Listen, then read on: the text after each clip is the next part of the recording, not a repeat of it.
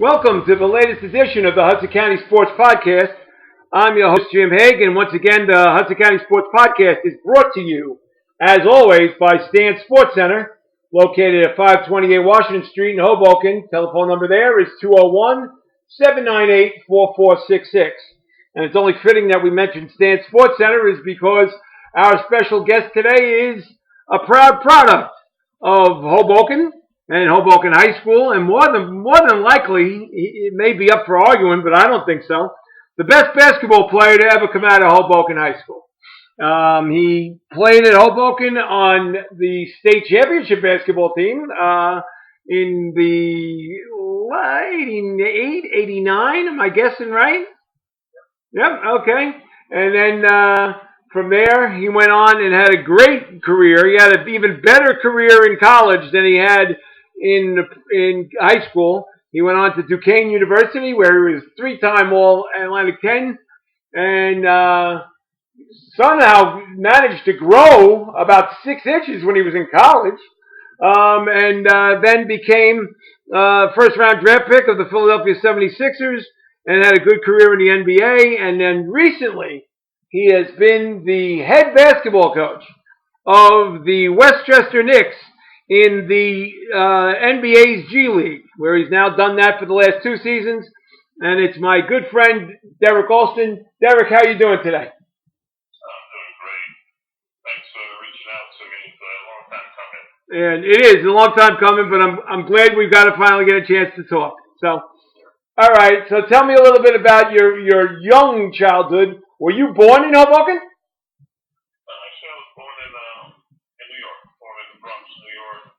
But all my formative years, Kenny going in, I went to wild school. So I was born in New York, but we moved back to New Jersey pretty much when I was a baby. A baby. Okay. All right. So every memory you have is of Hoboken, right? Yes. Okay. I call it home. Yeah. All right. All right. So what was it? Where did you grow up? What street did you grow up in when you were in Hoboken? 12th and Hudson. 12th and Hudson. Okay. All right. That's the home. We were uptown kids, Legion Park, and National House Coffee, all that stuff. Now that's $1 million condos and everything. Absolutely. It's crazy to see. Neither one of us could afford to live there. That's for sure. Yeah. All right. So growing up as a kid in Hoboken, then you must have played all sports. And talk a little bit about that. What was your favorite sport as a kid growing up? Favorite? I don't know. I started, you kind of played with what everybody was playing. So I started off playing soccer. And then most of my friends You started off playing soccer, huh? Not football? No? Started soccer, then football, then baseball, and then basketball was the last thing I picked up. Isn't that funny? That was the last one you picked up. Okay. Now I remember you playing Little League baseball, and you were a pretty good baseball player back then. You weren't 6'4", but you were a good baseball player. And talk a little bit about your baseball playing days. You had some good teammates in Little League and good people you played against. Yeah, no, the teams were always really competitive, and guys would go on to play on traveling teams and stuff like that. I did it, but I just like being around the guys. I was a big Yankee fan. Baseball, especially in New Jersey, was a big thing, and so we would all go and play, and just being out there on the field and trying to hit my first home run. I was going crazy. I remember hitting that one, trying to pitch a little bit, try to first base, but so it was, I just think all that playing different sports just helps build a lot of character, especially if you want to be an athlete. Okay. It also helps to build relationships too. You must have made a lot of friends playing all the different sports. Yeah, I'm still friends with all the guys from back in the day. I reach out to all of them. They try to come up to see me play, see me coach in Westchester, New York. So it's been great, just being in touch with those guys. And one day I got on the phone call. We did a Zoom call during when the pandemic was at its height. With just a bunch of guys from the old neighborhood. So, there was a lot of great athletes at that time. Eddie Studio, Michael Purvis, Dennis Milne, so, all all the legends that, we all grew up together, played high school ball together. Just good to, get around those guys and play out there, play some baseball back in the day. Okay. All right. You said basketball was the last one of the sports. Why was that? And how old were you when you first started playing basketball? I just wasn't very good. You weren't very good. Okay. I would go up to the park and, I would play, of course, because it was fun to get out there and play, but, they used to kill me, especially play with the older guys, be up there at the park. And then, I just remember I had a fifth grade teacher, can't remember his name, also Coach Reed's called Coach D. He kind of started pushing me to play a little bit, and, I just kept going at it. The guys, the old guys would, try to help me, and they would push me, and they would kick my butt a little bit. And, it helped that I grew a little bit more, and just started kind of building on it. I kind of stopped playing some of the other sports. I tried to play football a little bit, and it was fun, but once we got to high school, I wasn't playing a lot, so I just kind of stopped playing. And once you ran into Coach Stinson, that was it, right? I'm not playing this sport, right? Yeah. Not playing, sitting out there on the bench in the wintertime, it was tough. Yeah, no, that's not a lot of fun. Not a lot. No. Sports was more my speed. Okay. All right. When did you start to realize? First of all, correct me if I'm wrong. You had a huge growth spurt later in life, right? Like as a senior in high school, you were only 6'3", 6'4", correct? Yeah, give or take. Yeah, I think maybe I got 6'5" before I left school. Okay. Well, I finished high school, yeah. All right. Now, but you was already starting to get recognized, and as somebody, you became obviously a Division I athlete. What was it about Coach Carroll at Duquesne that made you say, "Okay, I want to sell my soul to him and go to Pittsburgh"? At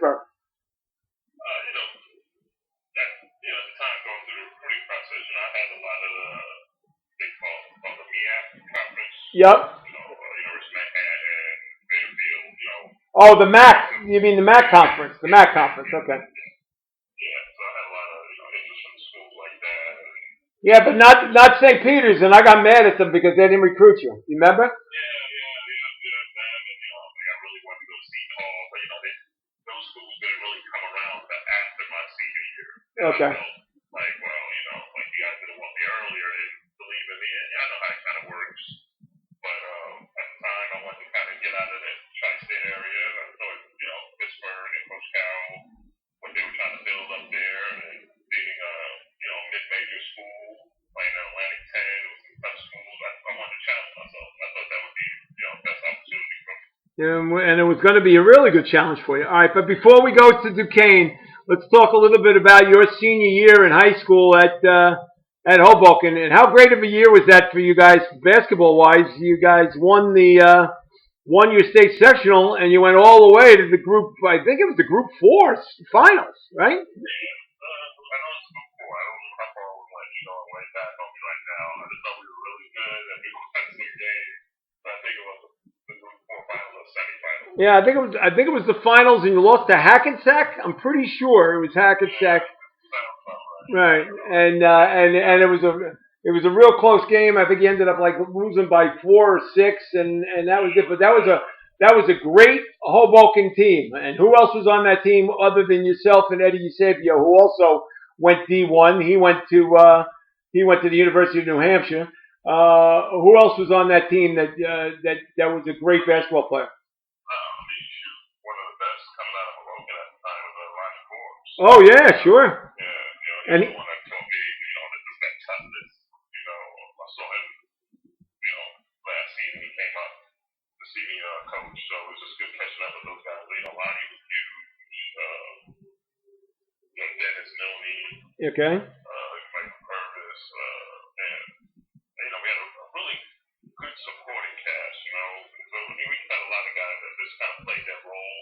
Right. We kind of fed off Ronnie. Ronnie was our, a big star at the time. And, I was our inside presence, and we just really Coach Carter really just put us in the right position to have an opportunity. Right. And I'm trying to think of the county that year. Was St. Anthony still in the county that year? Did you have to face them at all? No, they were out. All right. So who did you? Do you remember who you lost to in the county? Did you lose to Emerson?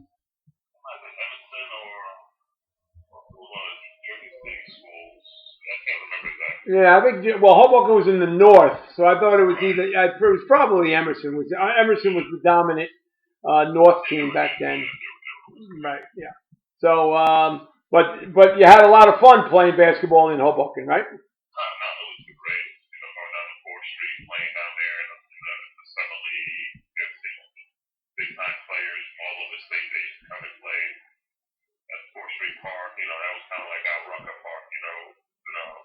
Players from all over used to come. So yeah, Hoboken definitely gave me that edge, and just that ability to kind of get through that adversity. Playing against bigger, stronger guys at the time, Okay. and it just really, shaped. I think really shaped my game and my career. Okay. And how much did that in an early stage make you that much tougher? Because you were playing against physical guys that weren't really maybe the best basketball talents, but those were guys that were not afraid and were going to go right at you, and did that make you tougher? It was huge. I was never a biggest, strongest guy on the court, but those guys told you, like, look, you don't come to play. You're not tough. You don't have a shot. And you get a lesson from everybody you play. Those guys, they call it an old man game, or just guys who couldn't jump real high, but could make plays, and it just taught me a lot. I was being young. You watch. If I wasn't playing, I would watch guys, watch how they dribble, or watch how they did certain things, and I think it all really helped me shape my game going into college. Okay. Was there anybody in particular, Derrick, that you watched and you shaped your game after? Nobody in particular? In particular, no, because I can't remember their names. Okay. It's more, but I can't remember their names. Okay. You're not that old though, Derrick. What's you can't remember names. Memory goes. I see and I remember you sometimes. Oh, okay. Just watching Ronnie and those guys were all kind of bigger and stronger than me at the time in high school. Right. And just watching their, what they did. Eddie was huge. Just seeing the things he could do on the floor. He was so athletic and fast, and Ronnie was shooting and dribbling. And Michael, because he played Purvis, he was just so crafty with the ball. You just kind of take.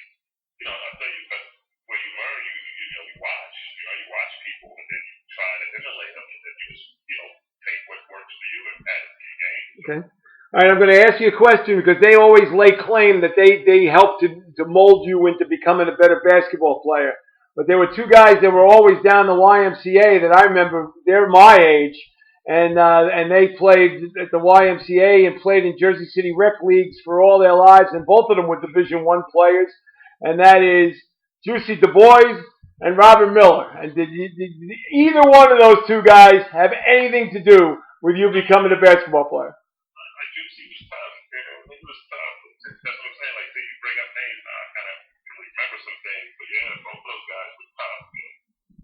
Just playing with them, like I said, you just watch and learn. They were all very, even though we were competing against each other, they knew, I was a young kid, and they would always try to help. Okay. That's what Hoboken was so special. And even though guys were competing or whatever, there wasn't, that crab in the barrel. They were trying to push me to elevate me to go on. So, that's why I always, I have that soft spot for Hoboken. Okay. Because of that. All those guys pushed me. All the guys, guys coming up behind me, it was always wanting the best. Okay. They still want the best. Absolutely. There's no question. All right, so now you end up picking Duquesne. What was it about Duquesne that made you want to go to Duquesne to play ball? I thought the team was going to be great. We had a lot of guys coming out of the East Coast too. We had a guy coming out of New York, from Whitehead, Ricky Losack, Connecticut. So I just like James Hargrove out of Patterson. From Patterson. Yeah. So it was just like, man, a bunch of guys from my area. So I thought it was something new, something exciting, something kind of out of the out of the tri-state area. I just wanted to kind of see something different. Okay. I didn't know what would happen after college. So I was like, let's see, get out of this area and see something a little different. It was nice. Pittsburgh's a nice city. Okay. Pittsburgh is a great city. No question. No question. All right. So all of a sudden, you now go to school and you start to grow even more so. But then the growth spurt that you had after high school was incredible. You grew 6, 7 inches. And have you ever had a doctor tell you why you had a growth spurt at such a late age, or how'd that come about? I don't know. Yeah, I don't remember. I know now. I think my kids, the doctor, they always tell you, well, he's gonna be this tall, give or take. But back then, I don't remember that stuff. Right. But he used to tell me, so I didn't pay attention to it. But Did you ever have a thing called growing pains? Did you ever feel like your shins would hurt? your knee, your growth plates, and your knee, I would have pain there. Be like, man, what's wrong? Shouldn't be having that type of pain, but it was a blessing, It happened to my kid. He went to school at one height and he grew about 4 inches. Oh, did he really? Oh, okay. Yeah, he went in at 6'7", and now he was about 6'6", and now he's 6'9", Wow. Okay. That late growth spurt, helps a lot. You're shorter, so you develop different skills, and then when you kind of get taller, you still have those guard skills per se, and it kind of helps you gain. Okay. All right. So then, did you then use? Well, so I think you went from 6'4" to 6'8" to 6'8" to 6'10", 6'10" to 6'11". So when you as a freshman, were you already developing the big man skills that you were going to be able to play right away? Yeah, I didn't know how much I would play right away, but just getting up there and just having a skill set, coach found minutes for me, and by good season, I was the starting center, never expecting that, honestly. I just really wanted to go to school, see something different, get my education, and then, see what's next. Okay. And then by the time you were a sophomore, you were a legitimate star. You were an all-league player. And was that catching you a little bit off guard? But by then you must have been working really hard to make yourself a better basketball player, correct? Yeah, it definitely caught me off guard. I was working hard, and, I enjoyed it. To compete, be competitive, and I wanted to help the team. But the thing that I was, one of my coaches would kind of hit at it a little bit. My freshman and sophomore, he's like, if you really keep the work, and you might have a chance. And I'm just like, man, there's no way.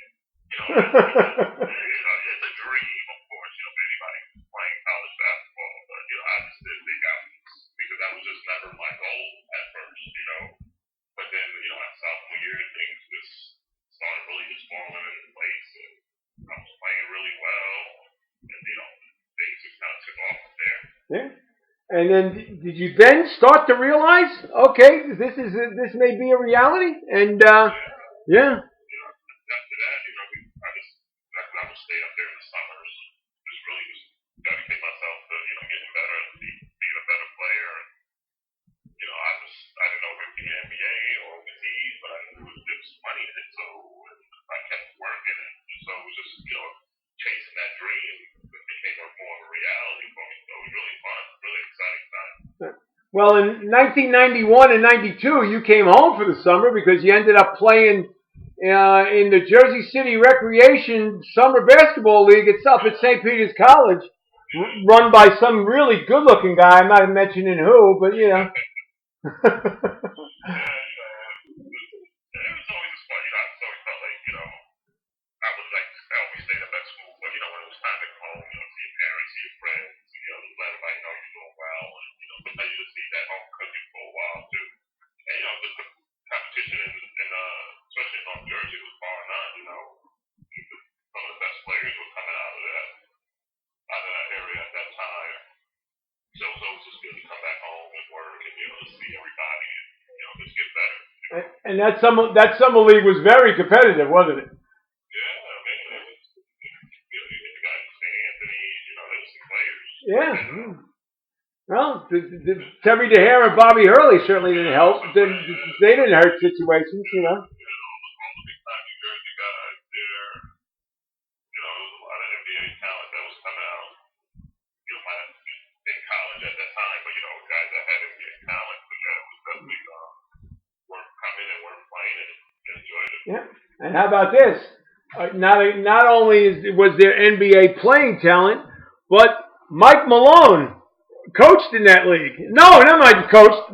Mike Malone, who coaches now in the NBA, played in that league. So, yeah, see, I don't think he didn't play on your team though. Although your team wasn't bad, but you were. I think I'm gonna guess that you were on the Hamilton Park Ale House. Is that a correct answer?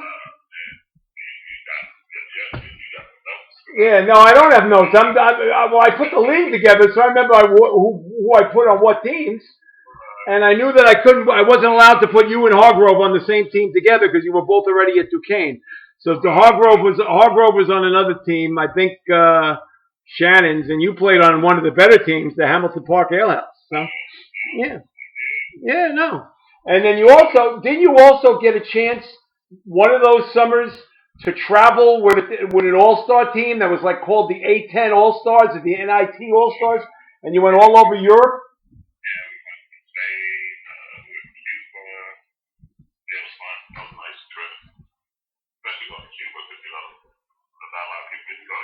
Right.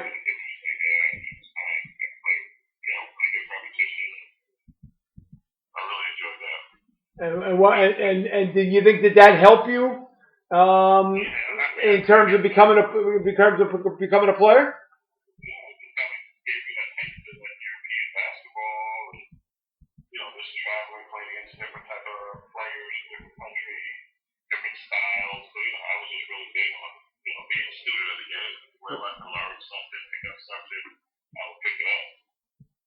Okay. How about all right, so now at your senior year, you're now being considered with some All-American teams, and you're being told, I guess at that point, you're going to get a chance to get drafted. And what was, did you at that point say, okay, I better get myself an agent and see what's going to happen out of this?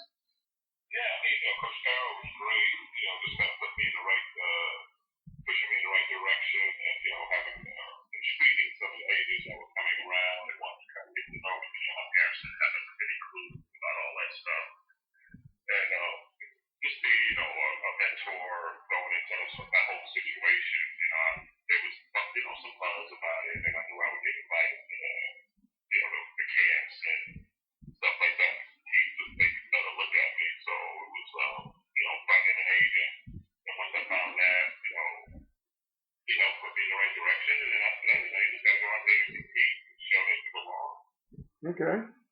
And so you showed you belonged, and you had I think, at least honorable mention All-American category, and for the third straight year, you're All-Atlantic 10, and the NBA draft is held, and I stand corrected. You weren't drafted in the first round, you were drafted in the second round, but you were number 33 overall, which meant like you were almost a first rounder. So, the third pick in the second round. So, what was that like to get picked by the Sixers, knowing fully well, okay, I'm staying in Pennsylvania?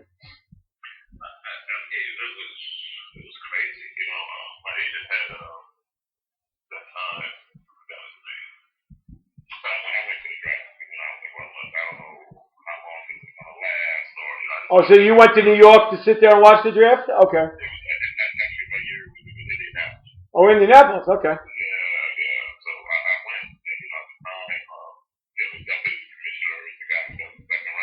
Yeah.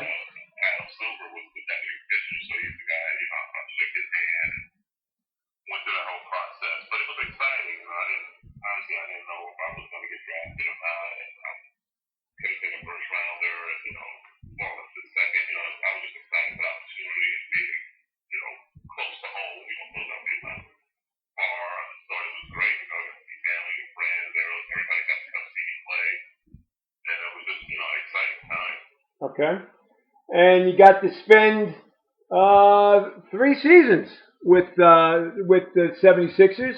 And what was that like? Were they very good back then, or what were the Sixers like in those days?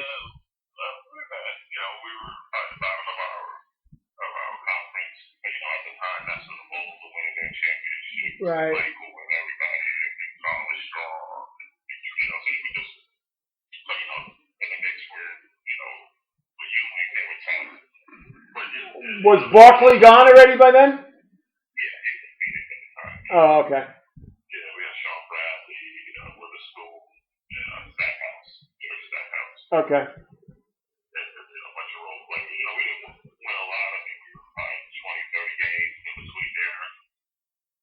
I reckon we would be like 25, 27 wins and stuff like that. But wow. The experience was by far just an experience. Not a lot of people get to have that experience. So it was fun. You learned a lot. You learned the do's and the don'ts and everything. So I really enjoyed it. Right. Did you play for John Lucas at the time? Yes, he's the one who drafted me. He's the one who drafted you. Okay. Yeah, and I still see he lives in Houston, so I still go and talk to him more when he's doing stuff basketball. I think he tells me to come down and help out. Oh, okay. So you still have a good relationship with him. Okay. Yeah, he's been talking for me. All right. So, did you like being in Philly, or did being a player there, or The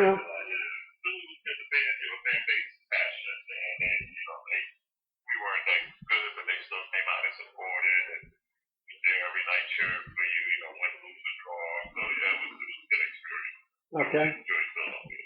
All right, and then you sign on with the Atlanta Hawks. Did you get traded to the Hawks, or how did you end up in Atlanta? Once I got free league, that third year, I was just a free agent.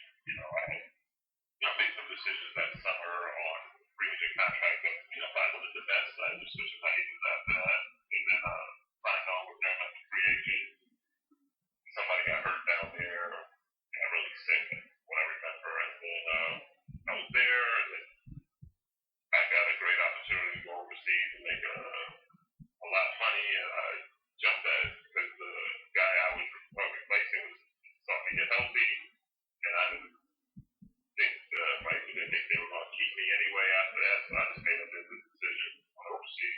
All right, now correct me if I'm wrong. At the same time that you're in Atlanta, didn't they also draft Rashawn McLeod? Weren't the two of you Weren't you both in Atlanta at the same time? Yeah. Were you the two of you competing for playing time? Not necessarily. I was a free agent. I would play if they, if we were winning by a lot at the time or whatever. I joined the team late. The team was a really good team. I had Steve Smith and Dikembe Mutombo. Right. I had a really good team at that time. So, I was just there as a replacement because I needed somebody. I would assume, I just wish I would have had a full training camp or something just really to try to impress the coaches with that opportunity. Okay. Did you have a good relationship with Rashawn, considering the fact he's from Jersey City and you're from Hoboken? Yeah, we would speak, of course, basically the same area. But I was only down there, I think, 2 months, 3 months. Oh, that's all you had? Oh, okay. Yeah. I left in December. Okay. All right. And then you went to begin what was a long career overseas, where you played all over the continent, for God's sake, I think I got my touchdown there in the airport, the major city, so it was great. That's where the first team was Turkey. Okay. And how'd you do there? Did you do pretty well? We won the league and won the cups, and we were one game away from making it to the European Final Four. So it was a really good season.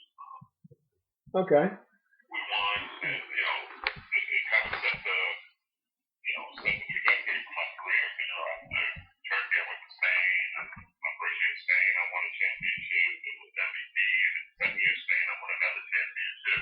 Wow. So those first 3 years I was winning. So it kind of really set the tone for my career. Beautiful. All right, and we'll be back with more with Derrick Alston and his basketball career in 1 second after this message from Stan Sports Center. Stan Sports Center is your local full-service sporting goods vendor and authorized team dealer. They offer quality products and dozens of brands to outfit your team top to bottom. Stan's has proudly been supporting the local community since 1946, and it is your one-stop shop for uniforms, equipment, online team stores, and much more. Locations in Hoboken and Saddlebrook and servicing the entire tri-state area. Visit them on the web at stansportsctr.com. That's stansportsctr.com, and check them out on social media for their latest creations. And if you go down to Stan Sports Center, located at 528 Washington Street in Hoboken, and mention the Hudson County Sports Podcast, and mention that you listened to Derrick Alston on the Hudson County Sports Podcast, they'll give you 10% off on all retail items in the store. Not a bad deal. So go down and say hi to my friends Danny and Todd and Lou. Those are all people that Derrick Alston knows all too well as well, probably because he probably got kicked out of Stan's when he was a kid.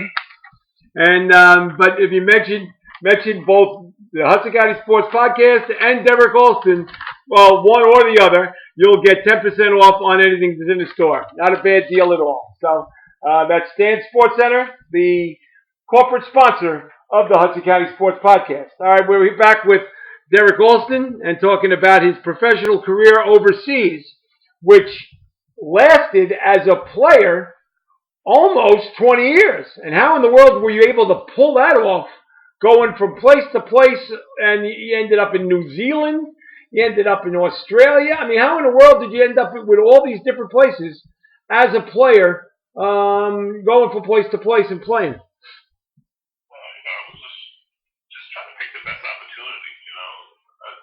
Did you do this on your own, or did you have an agent that was doing this? I had an agent, he took care of all that. But, I think those first 3 years, being able to win championships and play at a high level kind of set the path. I did the state for 8 years and had a really good career, in the record books over there. Absolutely.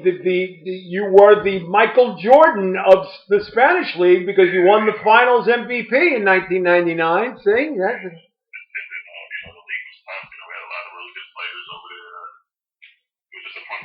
Spanish culture is really nice and living, very laid back, and beautiful country. And then, after that, I had the knee issues. I had to kind of get out half the season. And I got bouncing around a little bit in Russia, went back to Turkey, did New Zealand thing, then went down to Argentina to finish up.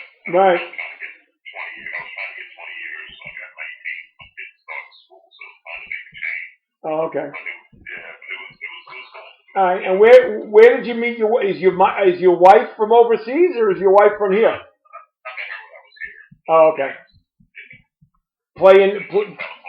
In California. Oh, okay. Oh, there you go. All right. So, but by the time you were still like closing out your career overseas, you already had a family. And was your family with you while you were playing over there, or did they stay here while you were playing over there? When I was more settled, when I was in Spain, consistently for 8 years, they would come over more. My son did schooling over there in his early years, and then once I started kind of jumping around a little bit, when they got to first grade, we wanted them to kind of be settled. So they would stay behind and just come over for during spring break, Christmas break, times like that. Okay. But were all of you, and you got 3 children, correct? 2. I apologize. Okay, and they were both born here? Yes. In the United States? Okay. All right. So, all right. So, when did you realize? Now, mind you, too, when you went to New Zealand, you helped that team go to the playoffs for the very first time in the program's history. So, how exciting was that? It was great. Not knowing anything about New Zealand, you always hear about Australia. It was a beautiful country, great league. Now the NBA uses that league as a farm system also too. So it was fun. The team was very grateful. I was really grateful for giving me an opportunity. That's the issues at the time, just to come out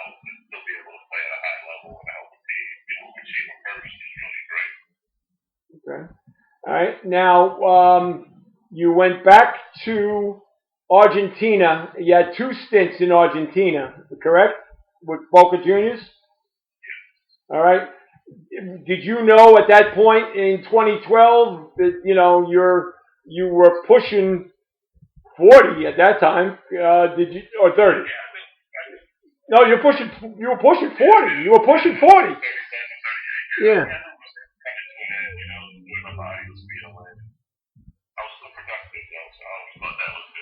Okay.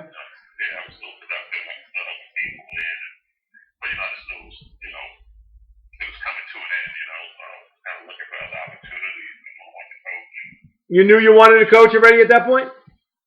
Okay. Sure.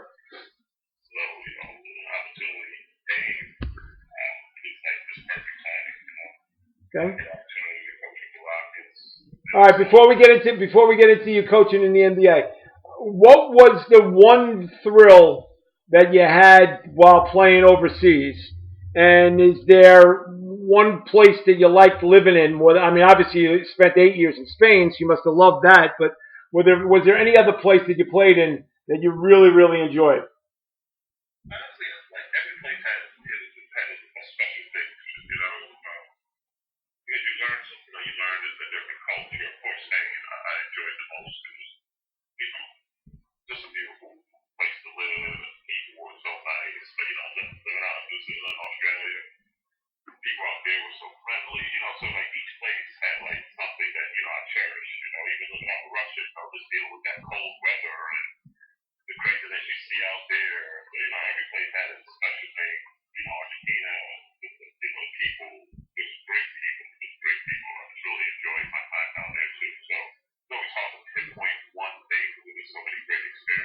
Okay. All right, but what was it like for a kid from Hoboken to go to Turkey for the first time? I mean, now you get dropped into a foreign land. You don't speak the language, and you're now getting asked to play basketball. How tough was that?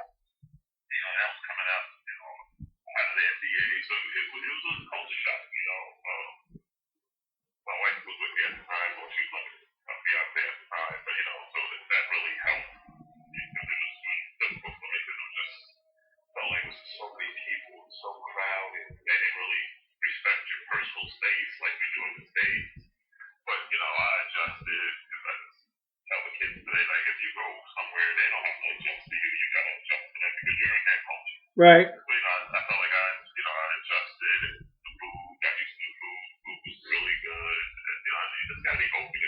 Turkish food is good, huh? Yeah.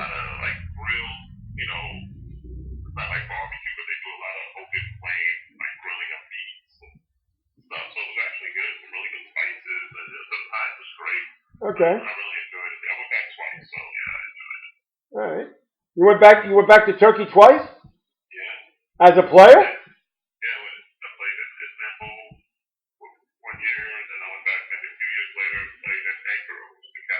Oh wow. Okay. Boy, oh boy, you certainly, like if you had one of those travel bags where you put all the stickers on it, like the places where you go, you'd run out of space with all the places you traveled. Oh, you do? You still do? Okay. All right. Now, when you were living in Spain, playing ball in Spain, you did not come home in the off season, right? You stayed there all year long.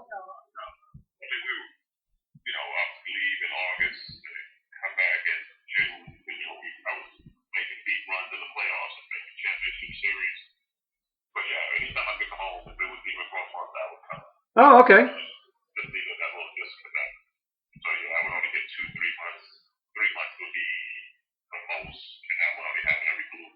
Okay. Okay. And did you still have family in Hoboken at that time? Okay. You,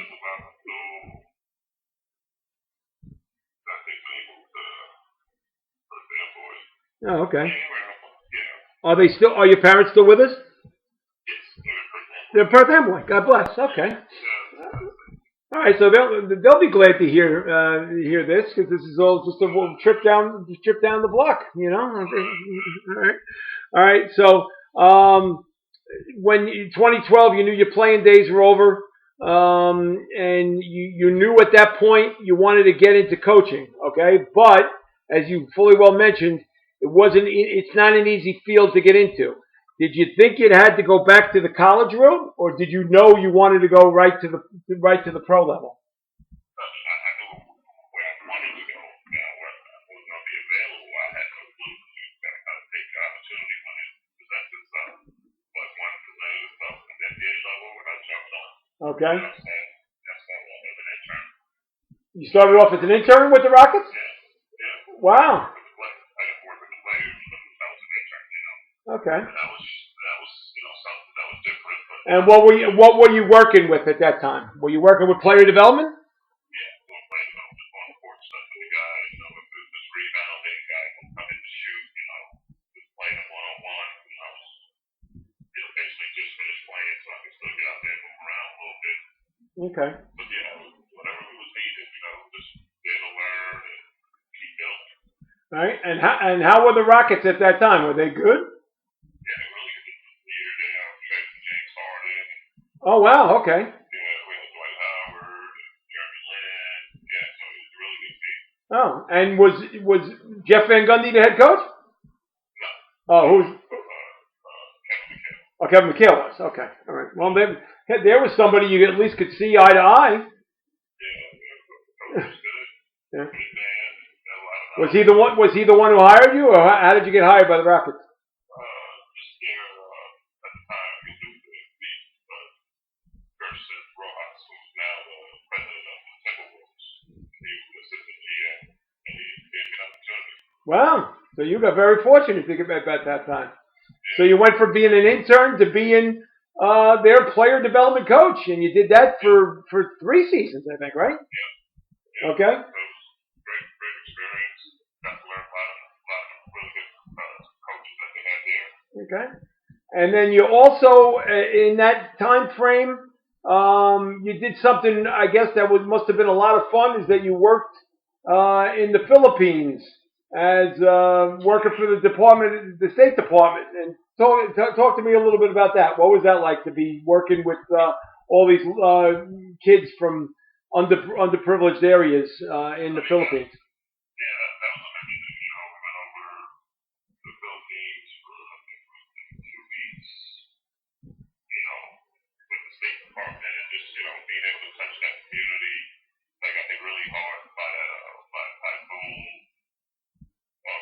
I think maybe a year before, so just to be able to help and visit school, have some basketball camps, and, we planted trees. I mean, we saw some great sites, and, for people that just needed, some help, some uplifting, and just to be part of that was a really good, really great feeling. And you were there with the Miami Heat head coach Eric Spoelstra? Yeah. Okay. Spoelstra was there, another female played with WNBA.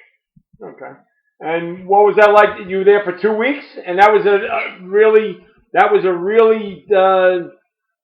underdeveloped area that you were in the Philippines. There, I mean, that must have been really eye-opening, I guess, for you, right? Yeah, it look up to you so much in the Philippines. Has a big NBA following. They really know what's going on here in the States, so we just get see and talk and doing the little camps and just trying to help girls, boys. And it was just really, really great feeling, just to be part of something special like that. Okay. All right, and then you then came home after that trip. Oh, you had another year with the Rockets, I guess. And then how did the Westchester Knicks come into the picture? Once they then re-signed me with the Rockets, so you just start, reaching out to people that you know. Alan Houston, the Nick legend, was the GM of the Westchester Knicks, and I had a good relationship with him, and I just, reached out to him about an assistant guy, the coaches, and, given an opportunity, got an interview, and I've been there ever since. Okay. Who was the head coach of the Westchester Knicks at that time? Mike Miller. Mike Miller, who ended up being was the interim head coach with the Knicks last year. Yeah. Assistant coach for Oklahoma City. Oh, is that where he is now? Okay. Yeah. All right. All right. So, what was it like to be that close yet so far? I mean, there you are. You know, you're coaching in the G League, and you know, you really don't know at that point whether or not you're going to get a chance to move up or be a head coach or what have you. You just, I guess, you just got to pay your dues. And was that a hard thing to do? It's being, you know, Honestly, it was great. In the G League, you get a certain type of experience you don't get when you're in the NBA club because in the G League, you don't have the staff, so you have to do everything. So, I've learned how to do scouting, do video work, practice planning because, it's a smaller staff. And, it's part of, in this business, it's part of things. You might not think things are working out for you, but, if you just keep putting in your time, eventually you'll get a shot. And I think I was going to be a coach there. Obviously, I didn't know. I just know, I was going to be the best assistant I could, and then we'll just see how it kind of plays out. okay. And then I guess it played out really well for you. Is that Mike Miller got ascended and to become the head coach of the Knicks, and that left the opening with the Westchester Knicks. And did they approach you or did you approach them? How did it come about that you became the head coach? I mean, I just let them know I wanted to do it. They went through the process. They didn't just give me the job. They went through a whole interview process, and I just told them I wanted to be part of it. And, I forget how many people they interviewed, but I know I made it to the final and ended up getting the job. So, it's a little nerve-wracking, but I proved to them that I knew what I was talking about. I knew I had developed these guys, and I was just looking forward to the opportunity. Right, but you spent what 5 years with the Westchester Knicks as an assistant, correct? 4. Okay.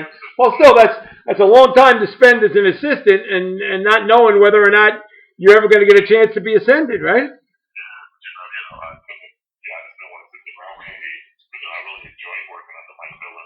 Okay. He taught me a lot, and he was so supportive. And when he moved up to the Knicks, he was one that was pushing for me to get the job. So, I just had a lot of people that had my back and spoke up for me. So it was, he was really helpful. And think about it, the Knicks from since I've been there, there's been 3 presidents. Yeah. Phil Jackson, Steve Mills, and now, so when you have that much change, it's hard to stick around. But, I felt like we built something in Westchester and had a good culture. Our goal was to develop guys, and what that, spoke for itself, was kind of got me the opportunity to be a head coach. All right. Does it help that you have a good relationship with Alan Houston? He just didn't have the time to get the job, Oh, okay. Alan's role has changed. So Oh, Alan's role has changed. I'm sorry. Yeah. Oh, who's the GM of the Westchester team? But somebody new now, guy named Pops Mansu, who took over this year. Oh, okay. And but a lot of people are still there that been there since I've been there. So when you grow with an organization, people look out for you and they got your back. So. Okay. All right. What difference did Derrick Alston change at all, going from an assistant coach to a head coach? I feel like I have it. I mean, you have to be. You got to move it over one seat. Some things do change. You have to be a little bit more big picture thing. The assistant focusing on 1 or 2 guys that you work with personally. But being a big picture guy now, having to deal with a whole team and all the ins and outs. Things that you have to deal with, it changes a little bit, but my personality is always the same with the guys. I try to be truthful, I am truthful with them and upfront because I always want to coach to coach me, if I get an opportunity to be a coach, I'm going to be coached the way I want to be coached, tell me the truth, don't BS me, make me work hard and push me, and I feel like that's what I'm doing for the guys I get, and we're going to have success getting guys opportunity for the NBA. Okay. Now, tell me, what was it like to be coaching last year, and then the pandemic hits and everything gets shut down? And what was that like? Did you just have to bide your time and say, okay, when we come back, we come back? And what was that like to be not knowing where the future held? Yeah, that's good. We were the playoff they just shut it down, there wasn't a lot of communication because they didn't really know what was going on. So, they're sitting there playing a waiting game and, all summer, they just kind of wait like, okay, when we going to play again? We just nothing new and, just trying to stay ready, stay fresh, stay engaged. They started turning around and then that opportunity to coach this year, and I was just grateful, very happy that, we got to work again. Players got to, get an opportunity. A lot of the players just need opportunities to show what they're, show some value. So it's really a big excitement just to get back out there. Okay. Did you have any idea, say, I'm going to say July or August, of what was going to transpire with this coming season? No, right? Not a clue. Okay. There was whispers, but things change. First they were like full season, half the season. Things were just you were just getting rumors, not concrete for a while. Okay. What was it like when you heard that you were going to the bubble format in Orlando? And did you know that, okay, I'm going to be away from my wife and family for extended period of time, and was that really difficult to know you were packing up for a month to 6 weeks? It was, it's always difficult leaving your family, but just, wife's just very supportive. What this business is about, and she just wanted me to be happy and go out there, do what I love doing. The bubble was very intense, to say the least, because there was just no time to think, like basketball, basically 24 hours a day, 7 days a week. Okay. And how many times were you getting tested, both yourself and the team? Daily. Every day.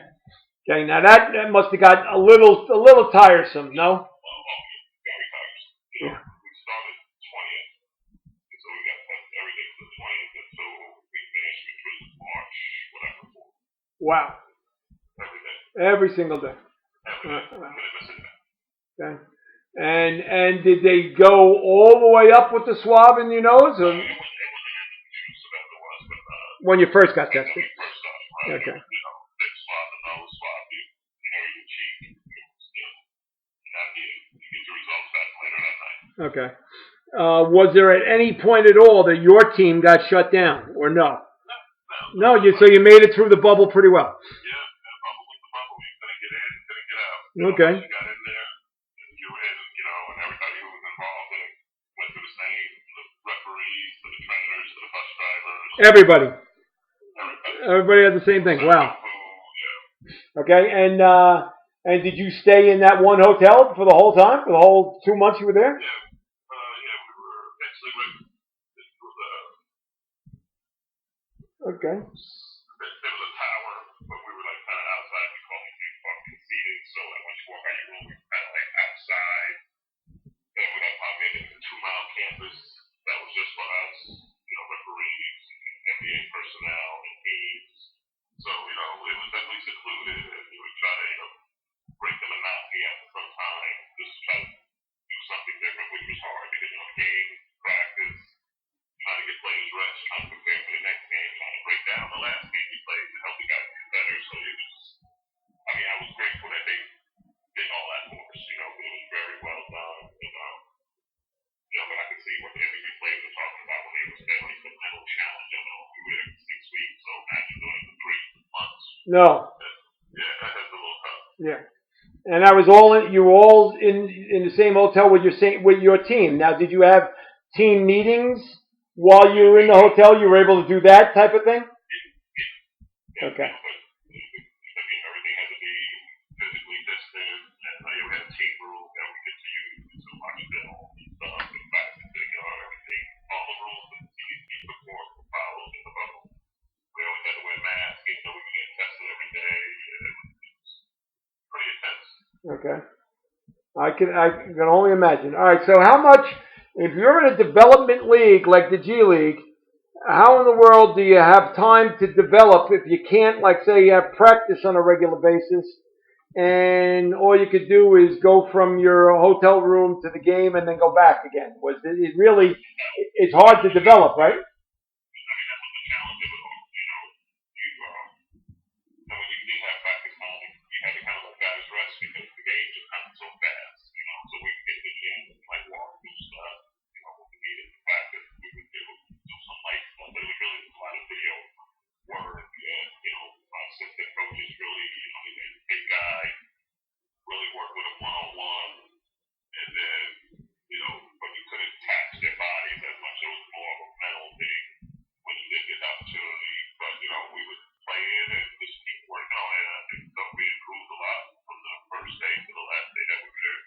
All right, and you had this year. You had some incredible talent on your team. I mean, you had Miles Powell from Seton Hall, and you had Louis King from Oregon, who's from Jersey City, right? You had the two Kentucky guys, James Young and Skal. You had the two Vanderbilt guys in Festus and Simasola. So I mean, you had some really good, talented people on your team. We had a really, really lot of talent, and Justin Patton, who got called up early, to not that big, and then, Miles Powell ended up getting an opportunity later on.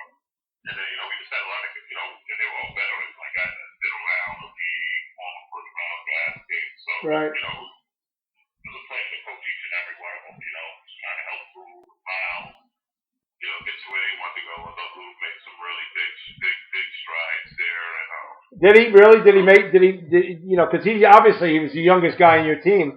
Did Louis fit in pretty well? Yeah, he grew so much. I mean, like you said, it was a short period of time, and you wish there was more time. Like, I would have loved to have had him for a whole season, within 6 months, which is normal for the G League. But within that month, his growth was tremendous, and you just hope that, it continues, once it's over, and guys kind of go back to, good habits, bad habits, but they kind of go back to what they're used to. So you just hope that, it continues to follow some of those things that we talked about.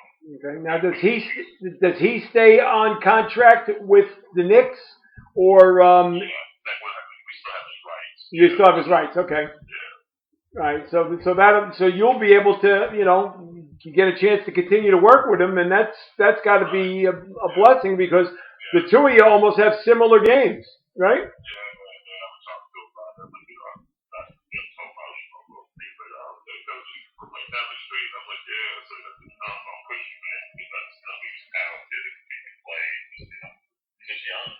Yeah. People try to write him off. I'm like, he's 20, 21 years old, 22. I'm like, did you know what you want to do after that? Yeah. I don't know if he was given the right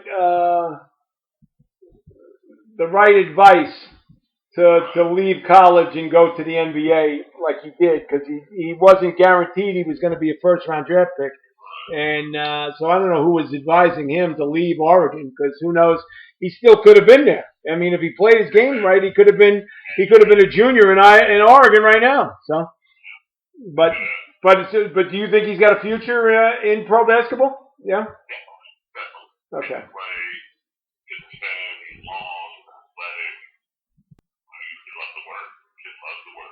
He does. Okay, good. Because it's incredible. You got guys like Festus who's 31, and you got Louis King who's 21. That's a big difference on the same team playing almost the same position, right?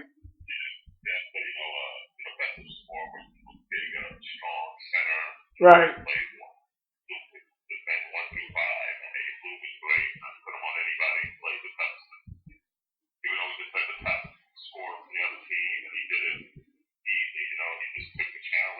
Okay. Festus was always good. He had that championship experience, so he was a good voice when he talked to the young guys. And tell them, what we're always telling them has always been there from a player, and always said it from your coach. Right. All right. So now, obviously, we're going to hope and pray that there is no such thing as a pandemic come October, and then you'll be able to coach a regular team in a regular setting and no bubbles and a full season and the whole 9 yards. All right. Are you committed to come back to Westchester for next year, or is it a year-to-year type thing that you have to have your contract re-up? Like I said, I always keep my head down, do what I'm supposed to do on my end, and then things will kind of play out. Okay. Love to be back. They were happy with the job I did down in the bubble. Well, why wouldn't they be happy with the job you did? You've been a very good coach for the 2 years. Yeah. So hopefully I get an opportunity to run it back. Okay. Now I got to ask you the question because Patrick Ewing seems to think that there's a bias in professional basketball against tall coaches. Do you feel at all that there's any type of an anti-bias because of your height? I see where he's coming from. You know, they say, because they always say, coaches are, either former point guard or, a shooting guard. But, I just feel like, being an inside player at the time, like Pat, myself, Kobe, Kevin McHale, I always thought, I see it from all aspects, like, Well, you certainly played every position in your life, so you know how to, you've dealt with it. know how it is to be a big, but, I felt like I ran the point or, see what a point guard sees. Right. So, I just think, it's just opportunity. I think you put the work in. You're a big man coach or point guard, you put the work in, you study the game, you can succeed at it. Okay. So, all in all, Derrick, you don't know what the future holds, but you're hopeful that you'll be coaching somewhere, somehow next year, right? Okay. All right. And home right now is Houston? Okay. And that's where you've kept your home and your family's been that way since I guess the days with the Rockets then, huh? Okay. And tell the listeners real quick about your little boy. And he's obviously not a little boy anymore, but how good of a player is Derrick Jr. and how much of a future does he have in the game?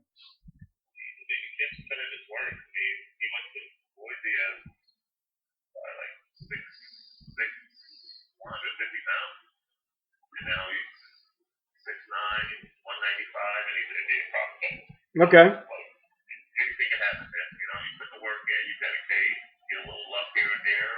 Is there a possibility he gets drafted this year? I think so. Okay. We don't know where. This was the process. He tested the waters, as they say, last year, and he got a lot of good feedback. And he went out this year. I think he took that advice and showed it. So we really look forward to going through the process again. See where he falls. It'd be kind of sweet to have, father and son that played in the NBA. Yeah, no. How much does Derrick rely upon you and your experiences as being a pro basketball player? I mean, a lot. I think year to year, he gets more. And I just think he just, like I said, guys just need time to mature. I didn't want to push him to be OD with him about doing this and doing that because I used to when he was younger, so I kind of backed off a little bit and just was helpful when it was needed. But yeah, now he reaches out all the time. Because I tell him something different. I think he's the only dude that I haven't not. But from being a star player to being under recruited, so I just kind of been really helpful in a lot of aspects. And he reaches out to me all the time, of course. And now I give him my advice. With that, standpoint, he plays it well, and he's a very smart kid, so he puts it to use really quickly. Right. All right. And when we didn't, I don't know if we mentioned it, but Derrick Jr. is a star player at Boise State, which will play in the NIT tournament this weekend. Now, hopefully they'll do well there, and you'll get a chance to see your little boy play at least one more time, right? That's what it's all about. And please don't make me feel old, but you're not 50 yet, are you? Not yet. All right, good. Because if I think of you as being 50, that makes me feel like I'm about 111, and I don't want to feel old yet, Derrick. I although I am much older than you, I don't want to feel that old yet. That's all that matters. But can you think about it? Like, how fortunate have you been to have a life and a career in professional sports? And it all started in 12th Street in Hoboken way back when. Do you think about how fortunate you really were to be able to get the career that you've had? Amazing ride, amazing journey. Let's just playing out basketball house for me, playing football on the streets, where I'm at now, it's been a journey, and the foundation started in Hoboken. I'm never ashamed to say that. And all my friends that, we through social media, we all try to, reach out to each other periodically. It started there to build a foundation. I took it from there, Okay. Good blessings and Well, yeah, you had no choice to keep your nose clean because your parents would have killed you if you didn't, right? I mean, the parents, back then, we'd be outside. Everybody knew everybody. Yep. I knew all my friends' parents and vice versa. And they all made sure that we all kind of didn't, getting the stuff that we weren't supposed to. Things happen, of course, but I just think that being a family was a big thing growing up where I grew up at. And after a while, you stuck out like a sore thumb anyway, so you couldn't get in trouble. No. Once you went from 6'4" to 6'11", everybody knew where you were going. I would drive down Washington Street and I go, "Oh, look, there's Derrick Alston." It was like 4 blocks away. Cannot hide. All right, the two people we didn't mention in the podcast is your wife and your daughter, and say a little bit about them. Tell me a little bit. What's your wife's name? Robin Alston, and my daughter's Avery. Okay. It's been great, through this whole process. How old is Avery? She's 15. Oh, okay. And does she play? Yeah, Volleyball. Okay. Yeah. And how tall is she? 5'8". Okay, she's getting there. Give her, she's 15, and with your growth spurt, she'll be 6'4" by tomorrow. And what is she? A sophomore in high school? Freshman. Okay. All right. And what does Robin do for a living? She's takes care of the house. Take care of the house. Not bad. All right. Take care of all of us. Make sure we're good, and she's been doing a great job for a long time. Well, as long as she understands what it's like to be a coach's wife, that's all that matters, right? Yeah, she does. My dad was a coach too. So. Oh, her dad was a coach? Yeah. Where did he coach? His NFL coach. Oh, you're kidding. Whereabouts? What team? Kansas City, coached the Jets, San Francisco. Wow. What's his name? Jimmy Ray. Jimmy what? Ray. R-A-Y-E. Okay, yeah, sure. I remember him when he was with the Jets. Hey. Yeah. So are you because of him? Do you have to be a football fan? I mean, I am a football fan. I'm a Cowboy fan. Oh, I don't want to hear that. I remember that now. Oh, please. Oh, gosh.